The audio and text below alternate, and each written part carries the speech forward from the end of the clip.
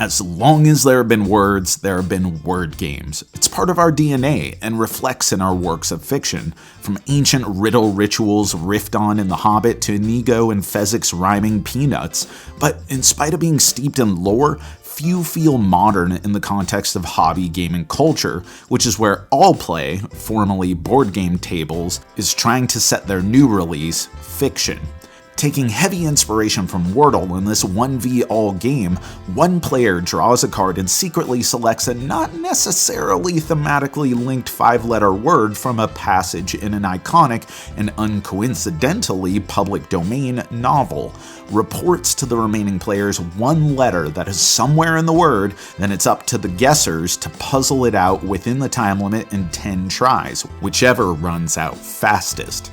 At first, players speculate and guess, and with little information come up with some starting point, which gets us to the hook of the game. The Secret Keeper records their officially submitted guess on their own ledger, then reports back on each letter whether it is a check mark, meaning it's the right letter in the right place, a squiggly, meaning the letter is in the word but wrongly placed, or an X, meaning the letter is not in the word at all. Which is a lot of information, except there's a problem. The Secret Keeper must lie in reporting one of the tokens, and thus the game is afoot. Suddenly, everything is a conspicuous clue, and the work of the guessers is as much about trying to suss out lies as it is identifying the truth.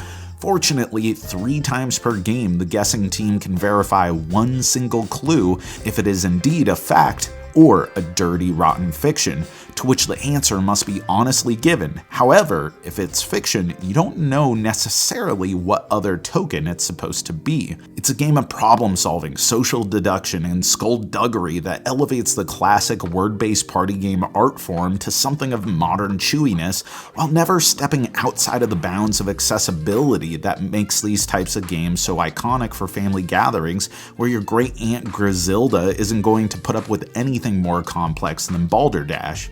There's a real magic in being the clue giver, issuing your most Machiavellian lies to deceive your opponents while they squirm, not seeing the forest for the trees, desperately trying to assemble all of their letters but never coming to the conclusion of banjo. And on the guesser's end, the act of collaborative problem solving feels triumphant in success, and thanks to being only 10 guesses or 20 minutes, hilarious more than frustrating in failure.